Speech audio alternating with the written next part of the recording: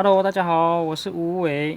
那这个大家引颈期盼的干14 Maglev Pro 终于到手了哈，已经有很多人那个预购，然后我们在你看到这支影片的时候，你可能也已经快要拿到或者已经拿到了。那来看看这颗方块跟原本的干14有什么差别啦哈。好，首先就是盒子很漂亮嘛，那你如果不记得干14的盒子长什么样子，可以先回去看我们之前那一支开箱影片。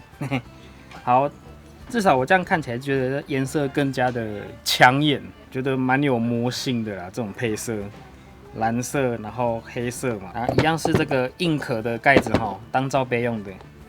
好，那符合外盒配色的这个产品卡，我感觉比较薄了一点，比较软。方块本体，好，我们最喜欢先来看配件盒嘛，有一个。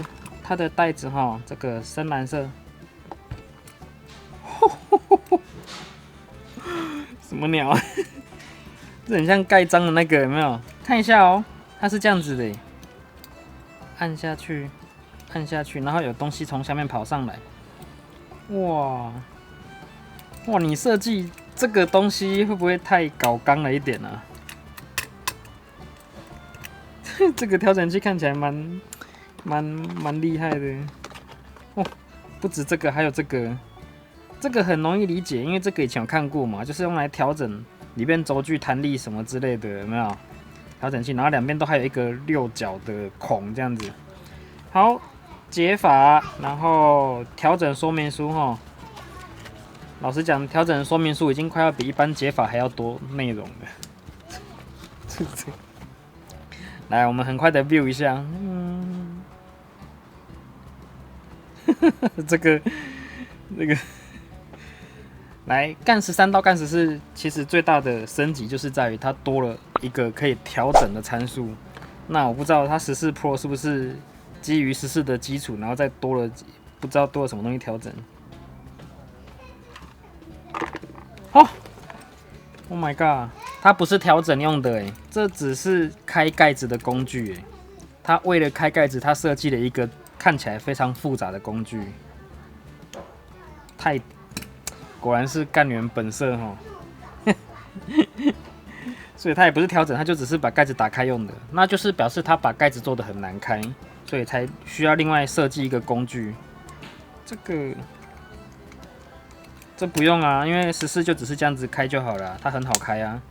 OK， 来，我们来看方块了哈，一样是有这个很像太空舱的感觉的盒子。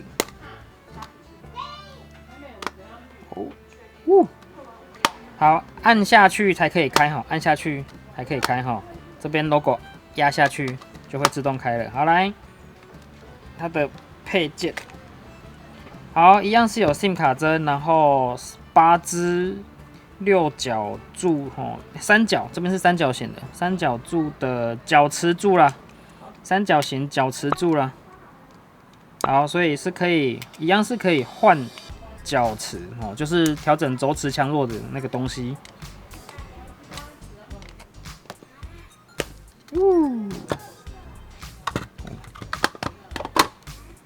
好，来，外观看起来就一样啊。来，干14是71.1克，71克哈。好，干14 Pro 70.9，就差0.1克，其实是一样的，重量就一样啦。56.15 56.2，差0.05。哇，好滑啊！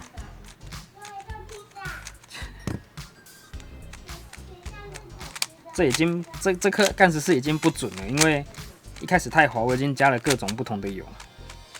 但是这个出厂，你看，这是太滑了吧？这直升机了吧？哦，但是它就是又滑又松吼，松到它是没有它是没有那个，总之就是人家讲的自动归位、自动回正的。它不管在什么地方，它都会吸回去。这个，好来。如果你很喜欢自动回正的话，那你一定要看看这个部分。哦，有没有？它没有卡在中间的那个中间的那个地方呢，它全部都会吸回去。不管是在原地还是过去都一样，它一定会归位就对了。好，这才叫真正的自动回正了，是吗？啊，不过以我自己的感觉是这样太松了，这样太松，这个这么松可能，这么松，这不行，这太松。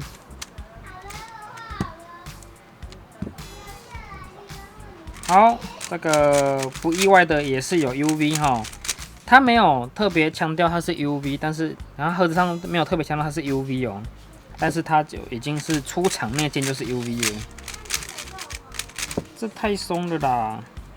来，脚块也是可以调尺，边块也可以调尺哈。这边我眼睛看起来是一样的形状，一样的结构。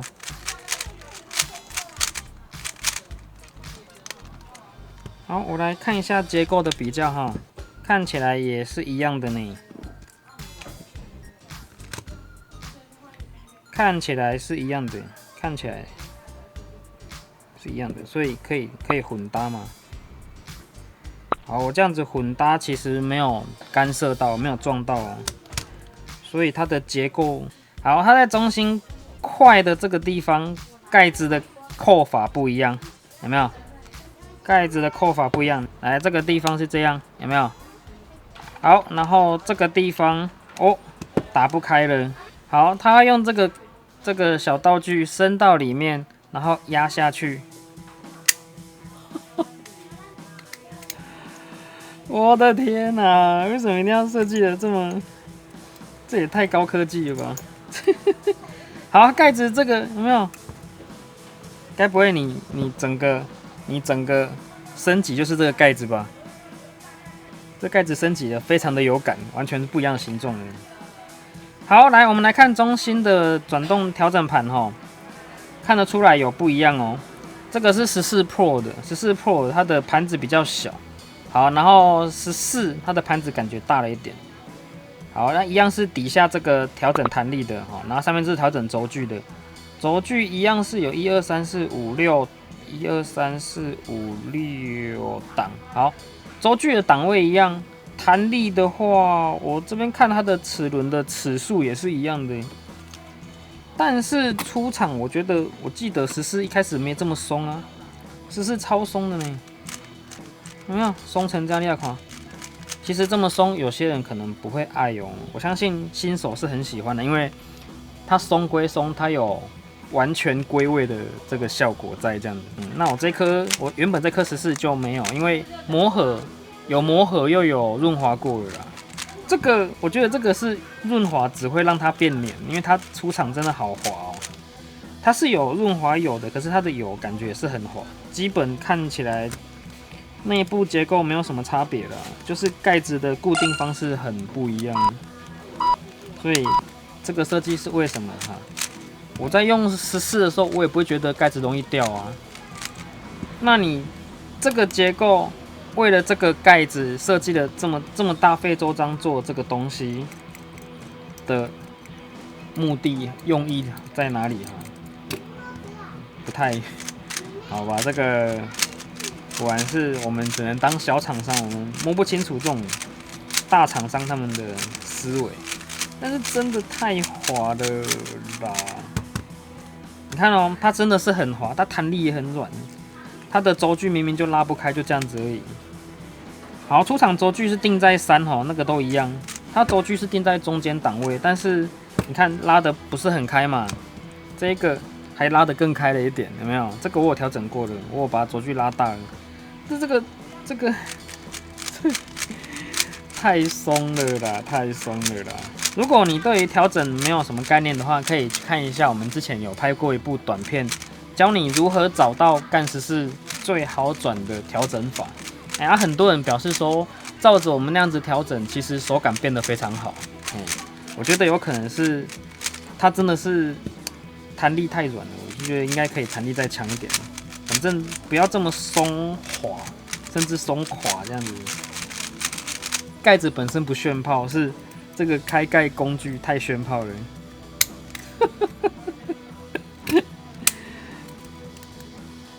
很爽蛮爽快的感觉。哦，有那种在盖印章那种感觉。来14其实很多地方都已经做到，我认为已经是相当完美了。那正容错就不用讲，正容错是大到不行，而且逆容错的阻力也小到不行哦。好，14破我很难去测试逆容错，因为它基本上在逆容错可及范围内都有走齿的作用，它的走齿非常的有感，非常的有感。这颗14还好，那用过了。我相信这一颗刚拆封应该是最滑的状态，用一段时间之后，可能就是会变得比较黏，但是变黏才好，这颗实在是太滑，太松了啦！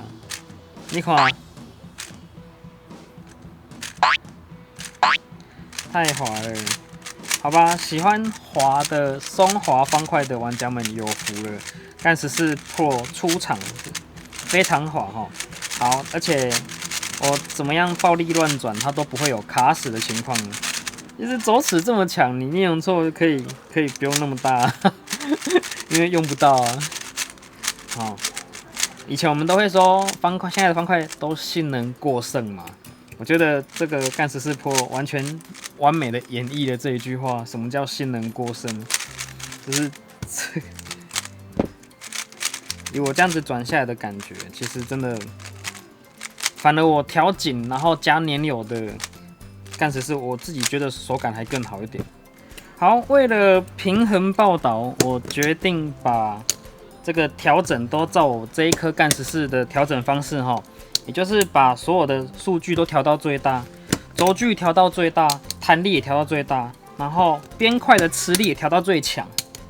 A few moments later， 经过了3天的休闲式磨合，因为我前几天拍到一半，然后那个相机都没电了，我自己都不知道哈。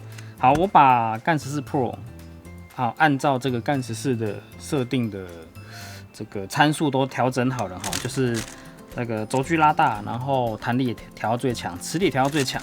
好，确实转起来呢，就有让它有比较接近干14的那种比较稳定的感觉。因为其实这一颗干14 Pro 刚开箱的时候，我觉得它真的是过滑了啦，滑到有一个问题哦，是这样子，你看到45度，当然我们平常不太会这样，可是你要从这个地方去看出它结构上面的一些小问题，它会发生这个问题，它会这样，在45度的时候，这个边块它会很容易就跑到上面或跑到下面，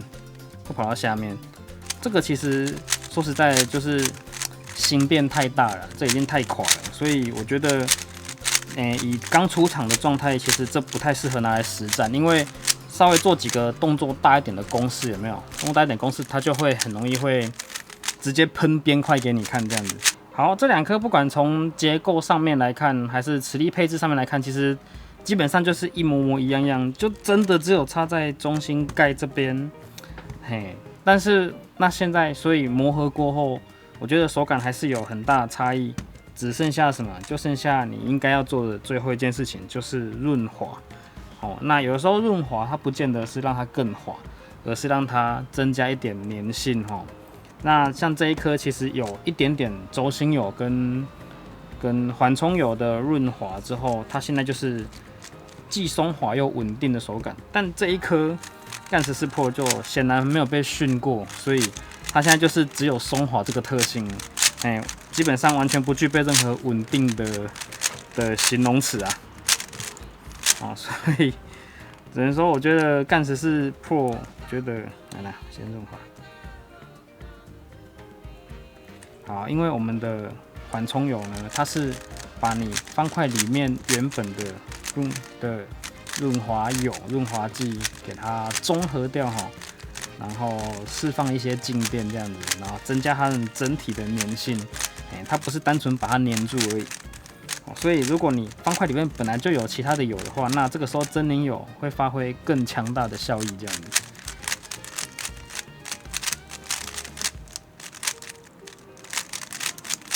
好，转个几下，还不错。这样目前看起来，它已经有稍微变黏了一点，然后这个很厉害、很夸张的回正，这个特性还在。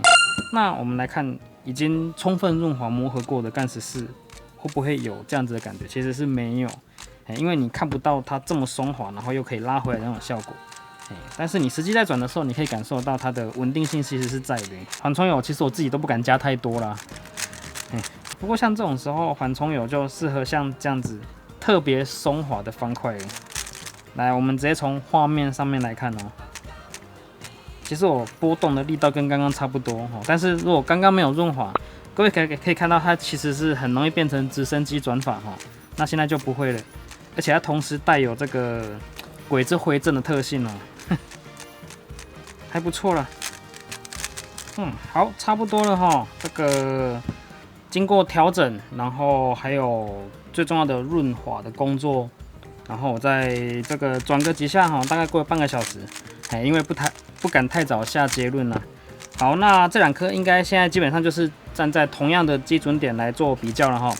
那我这边可以感受到的就是14 Pro 它可以在一样的设定之下，一样的润滑的情况之下，达到比较滑顺的一个手感。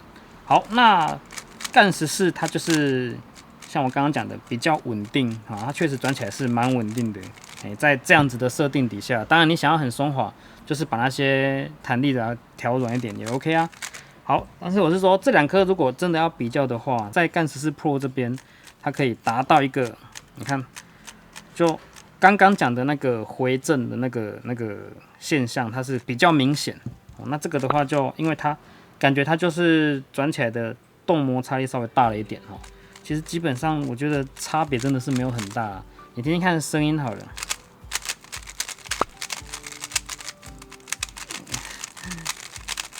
好，有没有在14 Pro 这边稍微是比较清亮一点？好，那其实真的差别，我觉得有点像是在鸡蛋里面挑骨头一样啊。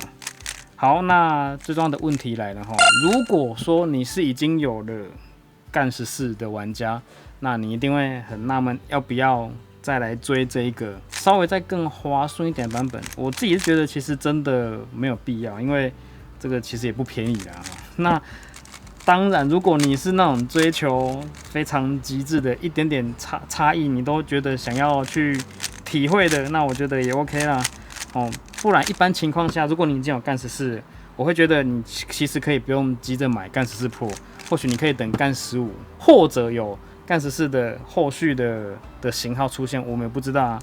好，那如果说你是还没有买过干14的玩家，要不要买干14，还是直接买再贵一点点的干14 Pro？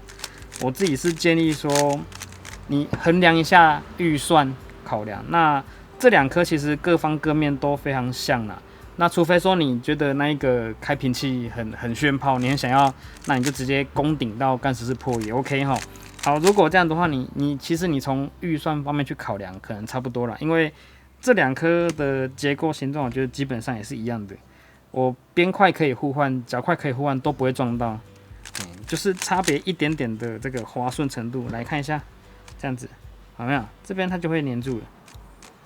好，我强调粘住是因为加了粘油的关系哦。好，来干14 Pro。它还是保有那个很大的这个磁吸回正的那个特效，这样特效。好啦，其实差不多是这样子啦哈。这个干14 Pro 的开箱，然后体验，OK， 然后试转、评比都做给各位看了哈。有什么问题的话，就欢迎在影片底下留言了哈。不然这样好了，你这个看到这支影片的话，你把它分享出去，然后追踪订阅小蓝号的 YouTube， 还有订阅小蓝号的抖音，还有追踪小蓝号的脸书粉丝团。那这个找个时间可能月底我们再来到可能脸书粉丝团，我们来做个公开抽奖，这样好不好？好，只要你有在脸书分享这一支 YouTube 影片，或是分享这一支，因为我们应该也会把它 po 到脸书上面，直接公开分享出去。那我们就来根据你分享的名单来给你抽个奖，这样好不好？好，有运气好的话，你可能就抽到一颗干14，那干14 Pro 我们就先卖。OK， 好，我是吴伟，那有什么问题的话，欢迎在影片底下留言了哈。OK， 那我们就下次见啦，拜拜。